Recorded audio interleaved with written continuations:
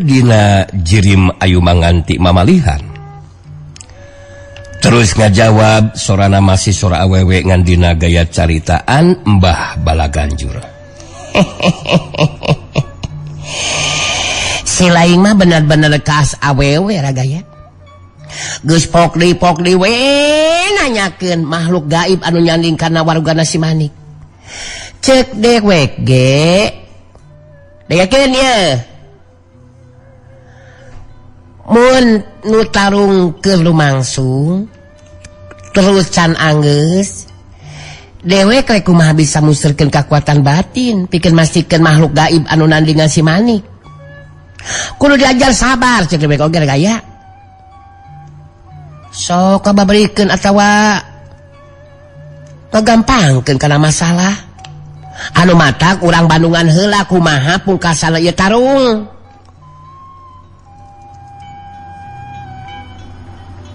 Cing sabar.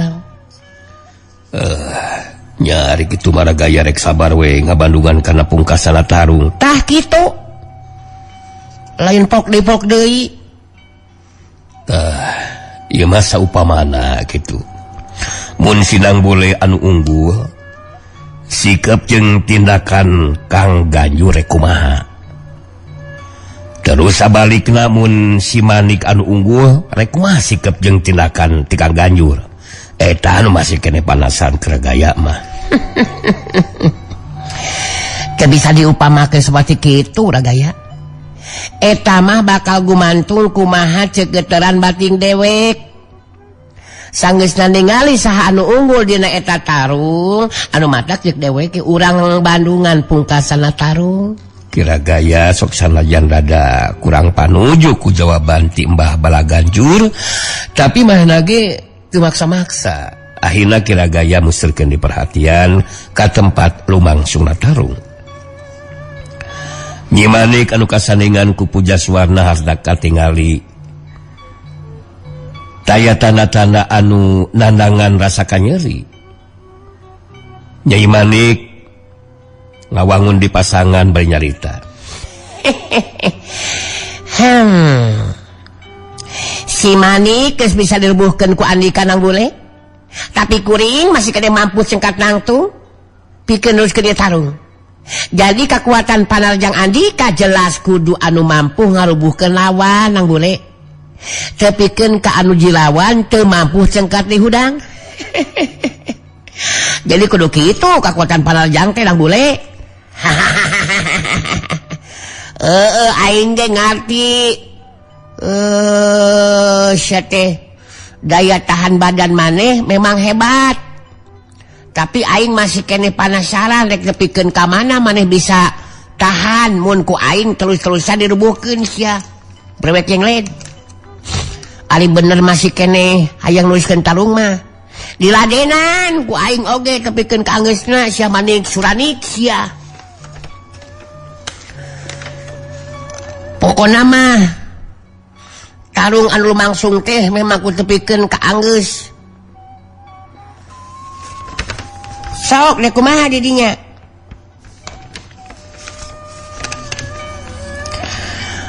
Ieu mah cigan heueuh we peporongos. Berijung naon mang tong nyebutkeun wae. Ka aing teh sangeunahna sia teh. Tarung anu lumangsung memang kudu dianggeuskeun. Sok deh kumaha.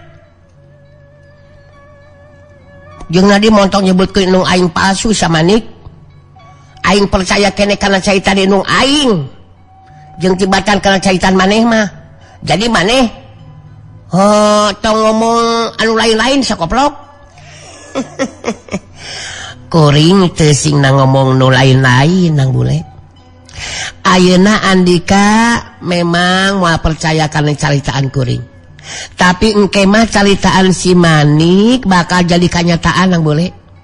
Urang teruskeun tarungna we ayeuna mah nang bule. Heya.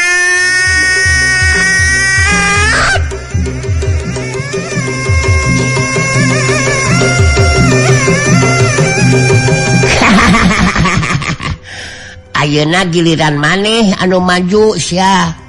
Suranik sia geuleuh aing mah gunakeun sia jurus anu paling ampuh tembuskeun kana dan aing eta pedang maneh teh manik si kuramik sia kanganan aing geus eueuh nyawaan mah sok gubuk tah musika teh mun keukeuh hayang wae mah tapi rubuhkeun lah aing hade kuring ayeuna bakal majuna rajang nang boleh Andika ulah kadohong mun sabetan pedang si Manik bakal ngakibatkeun Andika tatu anu parna ku Andi ku kuring. Jurus pedang anu paling ampuh rasakan hiyat jurelat cilung Nyi Manik majuna raja ngagunakeun jurus anu leuwih ampuh sok hiu hiu pedangna muter dina luhureun sirahna lir upama anu jadi sabaraha hiji saking ku cepetna gerakan dilakukan ku Nyi Manik dina waktu harita tapi kacepetan gerak nang bule tetap leuwih unggul sabetan pedang Nyi Manik tacan aya nu bisa keuna kana anggota badan lawan sok hiu telat los sok telat los kejadian saterusna dina kayan masih keur jujurlatan Nyai Manik kasupkeun pedangna kana salangkana saterusna ngalakukeun ku panerajang jarak jauh tapi kekuatan panerajang lain ditujukeun kana bule tapi dilakukeun ka Mbah Balaganjur dina Jirim Ayo Manganti mamalihan kekuatan panerajang jarak jauh Nyai Manik mangrupa kekuatan ti Sang Hyang Bagaswarna mangrupa kekuatan gaib kekuatan pamunah mindah rupa Mbah Balaganjur dina Jirim Ayo Manganti anu keur musirkeun perhatian ka lumangsuna tarung harita jadi balangah ku panerajang jak jauh Nyi Manik harita neumragana badana Ayo Manganti mamalihan ngajadikeun kekuatan ilmu mindah rupa nu digunakeun ku Mbah Balaganjur ilang kekuatanana Jirim Ayo Manganti ganti jadi jirim Mbah Balaganjur anu ngagero kaget mangsa diteumrag badana ku kekuatan panerajang jarak jauh na Nyi Manik sok hiuk wus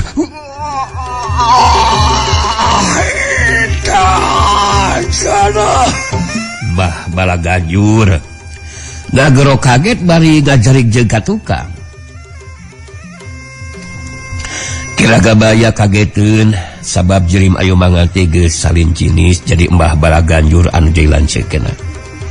Sedengkeun Nyai Manik harita ngacelat ka tukang ngeureunkeun panerajangna. Dan bule ge harita jadi neuneun gerakanana atawa ngeureunkeun gerakanana. Duanana pada mancuhkeun tangtunganana. Nyi Manik netep antep ka nang bule baitus carita tuh perhatikeun ku Andika nang bule nu dianggap ku Andika anu jadi indung teh itu jirim anu sebenarnya nama tuh nanti tuh nang bule tuh anu mata kuring nyebutkeun lain indung Andika sabab Ayo Manganti eta mah palsu tuh tinggali ku Andika nang bule teu percaya keneh nang bule ngarenet ka lebah tempat Ayo Manganti nu dianggap indungna tetela caritaan Nyi Manik teh teu nyalahan harita Jirim Ayo Manganti geus ganti jadi Mbah Balaganjur menang sajongjongan mah nang bule harita ngahuleng ningali nang bule ngahuleng harita Nyi Manik anu kasandingan ku Pujaswarna terus nyalita deui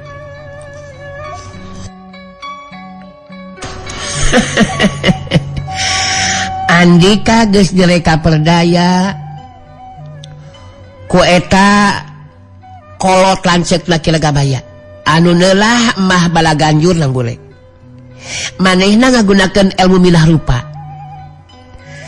jirim katinggalina jadi Ayo Manganti mun tadi kajadian cupu astawarna nu dieusi ku Mustika Tirta Talagawarna dibikeun jelas dibikeun ka Mbah Balaganjur nang bule anu mata ku kuring digagalkeun Jadi Andika geus diperdaya ku Ki Ragabaya jeung Mbah Balaganjur Ranggule. Jadi ayeuna mah kali rek kumaha tindakan Andika eta dua jalma. Anu jelas kuring bakal ngabantu ka Andika Ranggule. Ranggule harita ngajrelat saterusna mancuh dina tangtunganana di hareupeun Mbah Balaganjur jeung Ragabaya.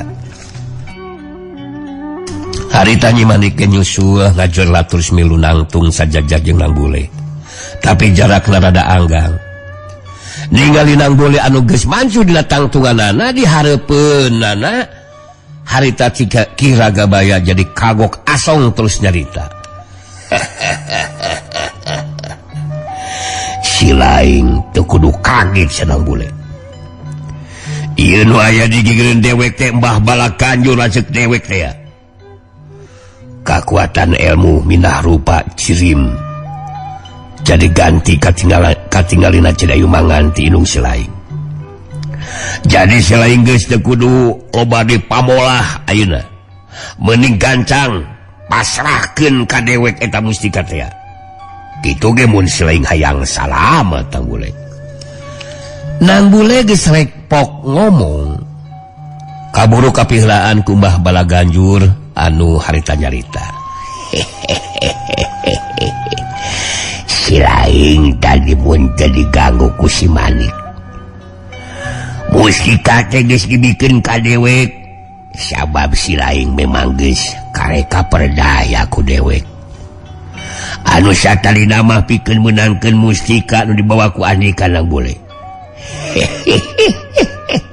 Teu kudu make anu kasar jeung naraga, tapi ngagunakeun tipu muslihat. Tapi ku si Manik digagakeun. Dewek boga kayakinan si Manik kasandingan ku makhluk gaib anu tujuanana mah ngabantu ka si laing Ranggule. Cobain arek kumaha sikep jeung tindakan si laing. Ranggule ngabagikeun paneutepna ka Ki Ragabaya jeung Mbah Balaganjur. Aki-aki gagah anu buuk jeung jangotna geus marodas kabeh. Jangotna panjang semet dada semu anu rediaban ketebak ku angin. Ranggule harita terus nyarita. Maraneh duaan bener-bener geus ngalajokeun ka aing Syah Ragabaya jeung maneh Syah tukang bajigur. Wah, geus barongkotan maraneh duaan teh. Tapi kalakuan pada teu euceug anjir lain insaf saat dibere umur panjang teh. Make jeung nipu musiat sagarupa. Mun heuh maneh wani mah langsung we gubug ku maneh. Tapi aing kudu dipodaran heula sia tukang bala-bala jeung bajigur. Mun heueuh gableg pangabegug mah. Nyai Manik milu nyambungan kana carita Ranggule ditujukeun ka Mbah Balaganjur. Kedok Andika geus kabuka ieu nama Mbah Balaganjur. Jadi kali tinggal kawani jeung boga kamampuan pikeun ngarebut secara paksa nyaeta mustika ku cara ngabinasakeun Ranggule. Tapi sigana mah Andika moal mampu ngungkulan kakuatan jeung kamampuan si Ranggule. Sabab Ki Ragabaya adi Andika ge geus jadi pacundang. Geus eueuh nanaonan. Mbah Balaganjur henteu amek kala kasiri bari nyarita. Dewek geus lila cicing di jero guha dulu wiksa. Sasat bayi numpi diri. Ayeuna ngabantu nulungan anu jadi adi. Memang saguduna. Ngantang tuwe si laing dua antong nyaruakeun dewek jeung si Ragabaya. Dina hal kakuatan jeung kamampuan ilmu panemu jampe pamake mah sagarupa kakuatan ilmu nyampak aya di dewek. Anu badak ku dewek bakal dibuktikeun si Ranggule bakal binasa ku leungeun dewek ieu patempatan. Ranggule musirkeun paneupteupna ka Mbah Balaganjur bari terus nyarita. Ku aing ge bakal dibuktikeun jago bongkotan. Jago bongkotan kawas maneh mah bakal ngoronang teu bisa lempang anjir di pengkoran ku aing tah geus dipuka aing sagala rupa sablog dina gua sia tarungna tukang bajigur si belako ku jual hayat nang bule ngacorelat kudu ka tempat anu lega Mbah Balaganjur ngan sakolepat harita dua meh bareng tapi ka tempat tu dituju dua jirim adu harapan nalikana syariat mah uguh we nu rek tarung teh teu ngimbangan enakran jago kolot seperti Mbah Balaganjur tarung ngayunan budak lalaki anu rek mangkat rumaja tangtu we dina masalah umur jeung pengalaman makalah ngadunya kajawaraan jauh nakeran tapi Mbah Balaganjur teu wani nganggap enteng kanang bule kangaranan geus bisa ngalakukeun atawa ngungkulan ajen pangartina kiraga baya tangtu we kudu dijadikeun perhatian dina mangsana Balaganjur ngayunan nang bule Mbah Balaganjur masih bisa ngajaga katelengan sikap jeung caritanana kangaranan ahli dina ilmu kagaiban Mbah Balaganjur geus nyahoeun kakuatan anu paling ngabahayakeun tinang bule nyaeta kakuatan puncak nu aya dina dirina kakuatan puncak bakal keluar munang bule muncak amarahna eta kayaan jadi bahan tinimbangan pikeun Mbah Balaganjur sangkan bisa ngadalikeun sikap jeung caitanana sangkan teu ngakibatkeun muncakna amarah nang bule si lain memang boga kakuatan jeung kamampuan anu cukup hebat nang bule kabuktian si Radaya ali dewek bisa diungkulan ajen pangartina bisa jadi dewek bisa wae bakal diungkulan ku si lain kantang kue sameme dewek dirubuhkeun jelas bakal upaya sakuat tenaga pikeun ngabela diri nyaho atuh maneh kudu ngabela malah lain saukur ngabela diri ari hayang kana mustika mah anjir tapi kudu bisa ngabinasakeun aing sia tukang bala-bala jeung bajigur sababun aing teu dibinasakeun mah pamuhalan bisa menangkeun mustika dua ku aing deui sia ya ieu lama urang geus diuji pangarti we nang bule dewe kadar hayang nulungan ngabantu nu jadi adi hasil jeung henteu mah kali kumaha diparangkeunana we aya milik wae bisa kabeh milik ari henteu wae mah nya teu kudu maksakeun anu jelas dewek bagus ke katariku masalah mustika maneh siganu kurang semangat dengan euy rek talung jeung aing teh Balaganjur semangat geus teh teu calat tadi popolong geus cabas heueuh ka aing anjir waktu kerja di indung aing maneh anu ngagegeuh ngomong ge bari dumareuda bisa jadi wara maneh euy nyerupai indung aing eta nu jadi teu narima ka aing mah anjir si tuang bala-bala jeung bajigur si kejebur si nongtot bujur memang wajar mun sering ayeuna jadi malik teu suka tapi dewek kangaranan upaya tang due bisa nyobaan sagala upaya sok sanajan jeung gagal karep jeung pamaksudan tapi ngaranna oge upaya tang tue hasil jeung henteu eta mah kumaha pungkasanana nang bule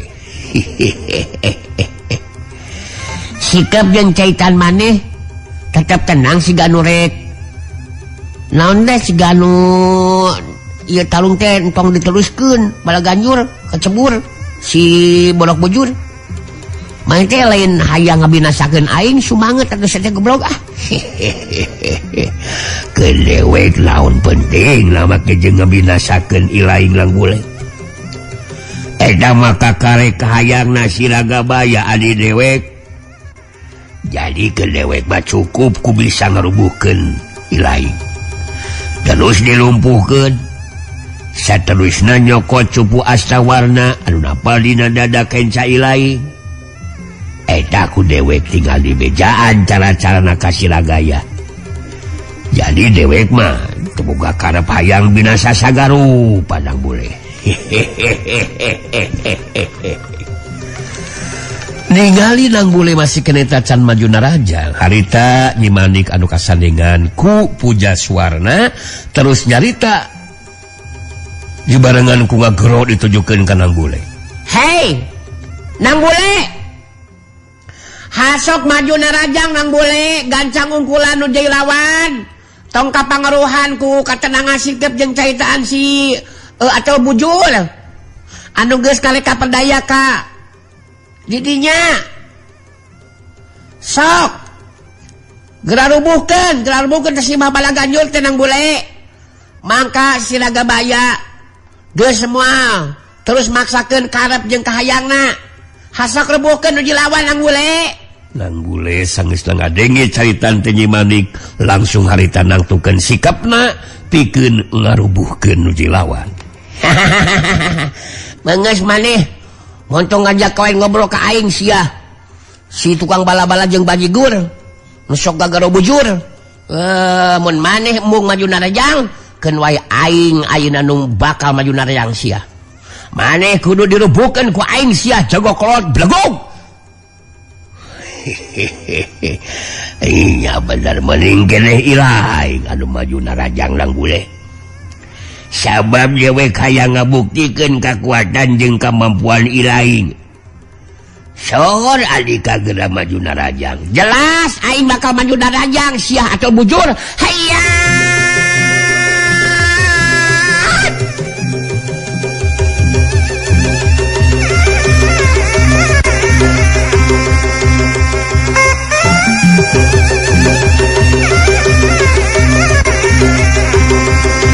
lewat nang bule harita maju narajang sanajan panarajangna teu ngagunakeun pakarang tapi kangaranan panarajang dibarengan ku kakuatan talaga lapisan tangtu panarajang nang bule teu bisa dianggap enteng angin semeran panarajangna nebak kuat kana badan nu jilawan sedengkeun Babala Ganjur nu harita geus haga diri pikeun ngimbangan panarajang lawan anu datang waktu panarajang lawan ngan sakol lepat harita Babala Ganjur geus pindah tempat ngajadikeun panarajang nang bule ukurkeun ka tempat kosong suhuk lepat plos harita Babala Ganjur geus pindah tempat nang bule ngacurat maju dina rajang nyusut tepus ku panarajang susulan sedengkeun Kiragabaya ningali Babala Ganjur geus tarung ayeuna nang bule harita Kiragabaya musirkeun paneutupna ka Nyi Manik anu jadi muridna maitos nyarita si Laing anu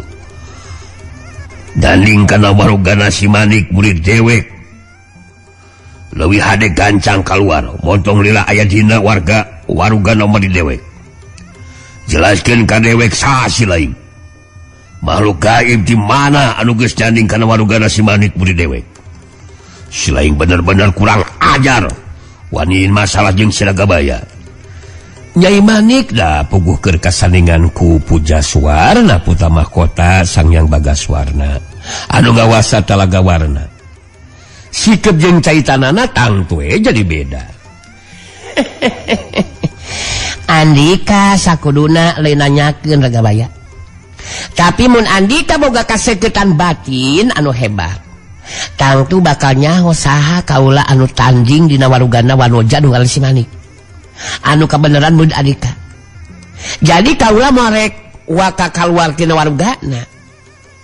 warugana Nyi Manik mah Bala Ganjur mun Mbah Bala Ganjur can diungkulan ku nang bule kajaba mun memang Andika boga kakuatan mampu ngaluarkeun kaula anu kenyaning dina warugana Nyi Manik eta kanyataan anu kudu disingharepan ku Andika dina waktu ayeuna Ragabaya.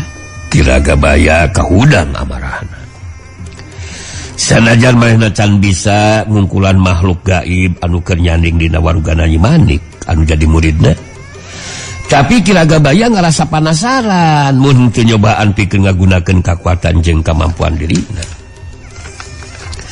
Kiragabaya langsung nangtukeun sikapna pikeun ngalakukeun tindakan kanuju lawan nyaeta makhluk gaib anu kenyanding kana warugana nu jadi muridna.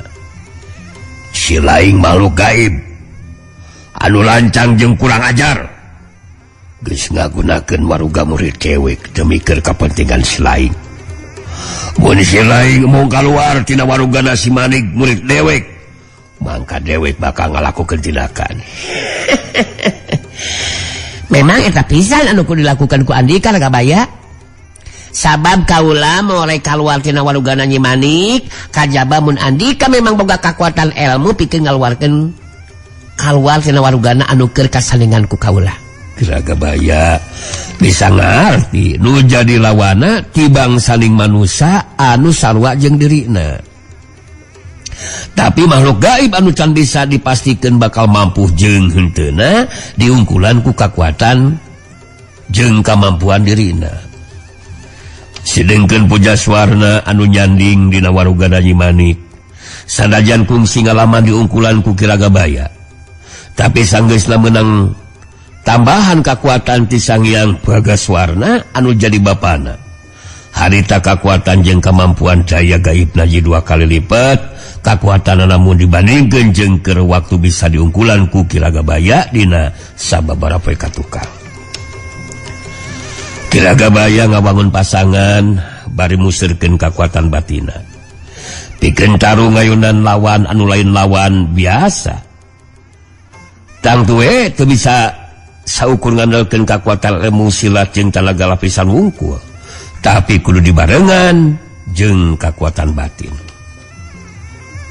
Si lain mun tetep mung kaluar tina warugana si Manik murid dewek, mangka dewek lu bakal ngaluarkeun dana sia. Teu kudu loba carita Ragabaya. Kali tinggal buktikeun we kakuatan jeung kemampuan Andika. Mun memang Andika boga kemampuan pikeun ngaluarkeun kaula tina warugana ieu Nyi Manik murid Andika. Setan kurang ajar, tanah sia.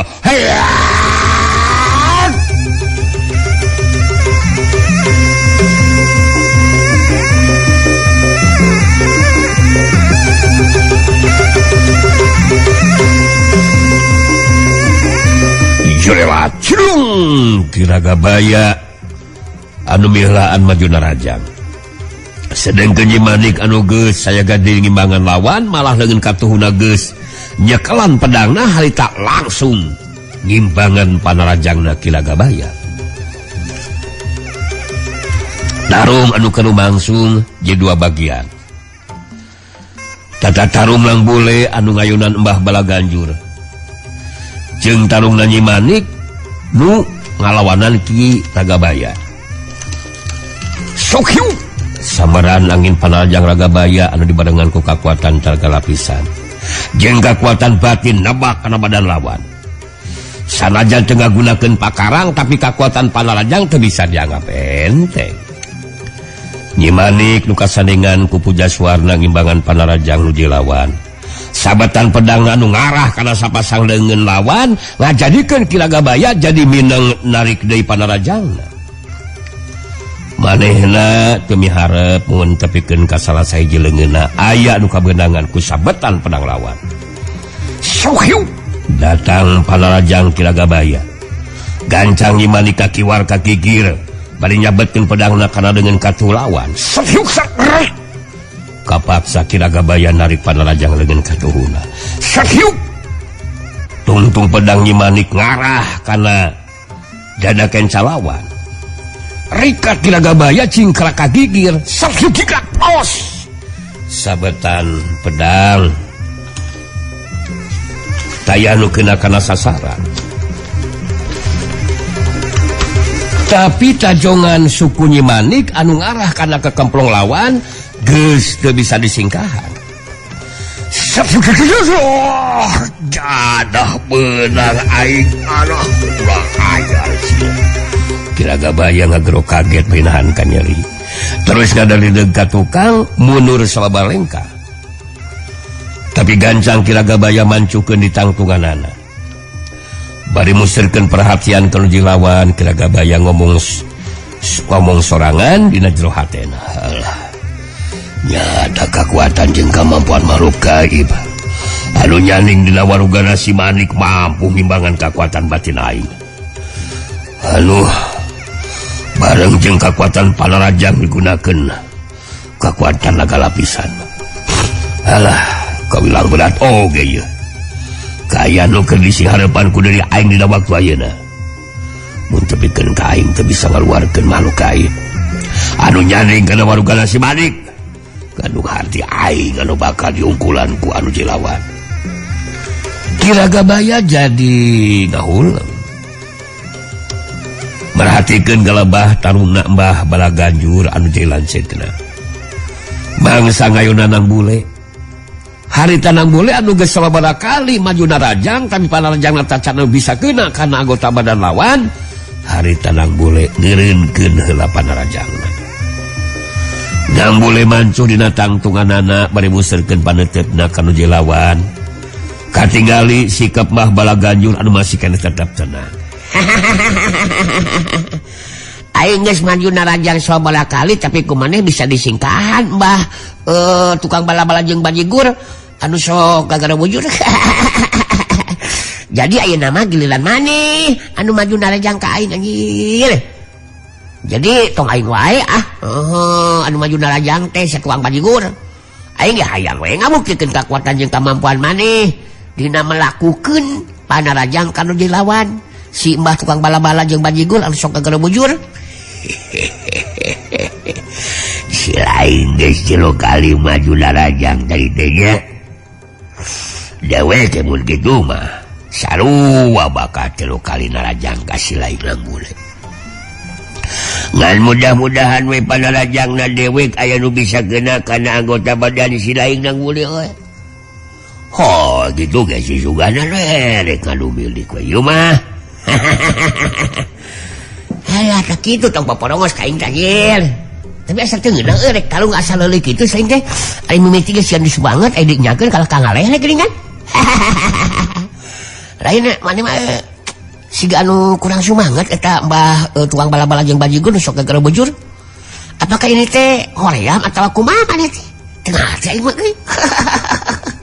Atawa leuleus acan menyatu. Hah? Alah. Mana aing teh keur pilek kitu euy. Mana ieu si tukang bajigur ngajak kelut ka aing. Hai. Mbah tukang bajigur. Ngerakeun maneh mah euy. Geus bongkotan tapi tarung siga anu daek hanteu-hanteu. Ceuk aing geus sumanget anjir. Ulah kos mimiti jeung menggebu-gebu anjir. Aya dinyakeun. Lah, teh sumanget pisan siga teh. Siga anu teu bisa ngamak deui maneh mah si Balaganjur, si tukang gagara bujur. Ya tenang we atuh nang bule. Da kangaranan ijen jajaten mah masing-masing pada boga cara jeung upayana. Jadi cara nu dilakukeun ku ilaing jeung cara nu dilakukeun ku dewek tangtu we moal sarua. Sok sanajan ari tujuanna mah sarua. Nyata hayang bisa ngungkulan nu dilawan. Heueuh sabodo. Kumaneh we eta mah Balaganjur si tukang bajigur. Anu penting mah ayeuna giliran maneh anu maju narajang anjir. Tong ngajedog wae sia teh jeung ngocoblak we sia teh. Gunakeun kekuatan jeung kemampuan anu paling hebat. Bener mah dek nandasa aing anjir. Lu jual gua beli cek aing oge anjir. Heuh ngalah bisa ngarubuhkeun nu lawan we ari sumanget mah. Hayangnya horek dicobaan. Dewek maju narajang ngagunakeun kekuatan jeung kemampuan.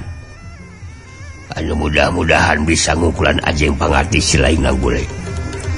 Kangaranan upaya mah memang kudu dilakukeun. Hasil jeung henteu namanya kali tinggal kumaha behna we nang bule.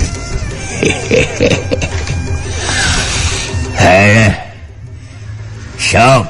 Lain sok maju narajang maneh Balaganjur ngecek dek we atuh teh. Aing geus teu sabar anjir. Hayang gara direbuhkeun ku maneh aing mah sok gebrok aing anjir. Da tukang dihareup, da digigir ti luhur cenah kumaha sia teh mah. ada urang mimitian dewek maju darajang. Heya.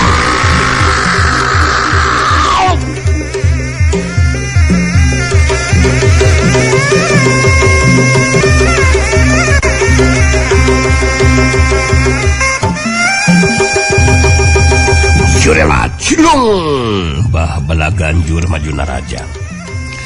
Gerakan Mbah Balaganjur cepet nakaran ngan sakolepat geus di hareupeunang bule sapasang leungeun rek dipankeun panarajang kana anggota badan lawan rikat nang bule ngapendung panarajang lawan ku sapasang leungeunna.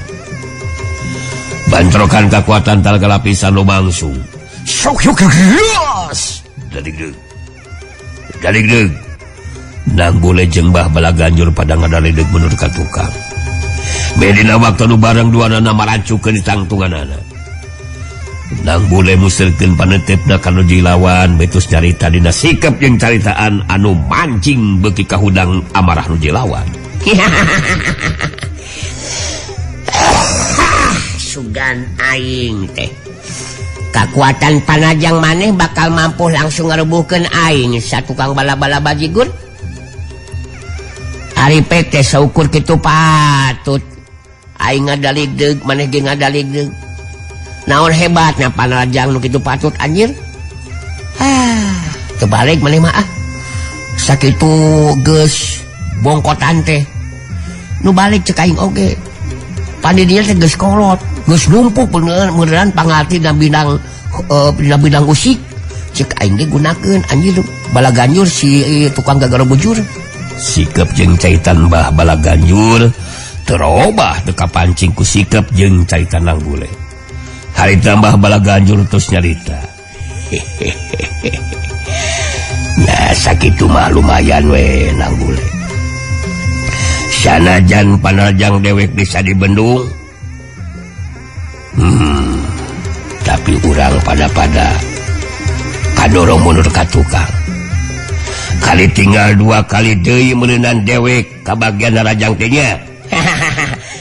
Tapi kudu anu leuwih hebat panarajangna satukang bajigur. Panarajang teh kudu aya anu keuna kana anggota badan aing. Besi lain teh kana sapuasa teh, beh leuwih semangat ngareupan aing. Mun ku aing di Bandung, aing anu kudu kadorong mulu ka tukang. Maneh tong pipirun mulu ka tukang anjir. Panceg sate. Sok, narajang anu kadua sia Balaganjur. Da kudu dititah na bule. Dewek ayeuna maju narajang anu kadua kalina tadah palajang dewek. Heya! Curat cilung harita keneh.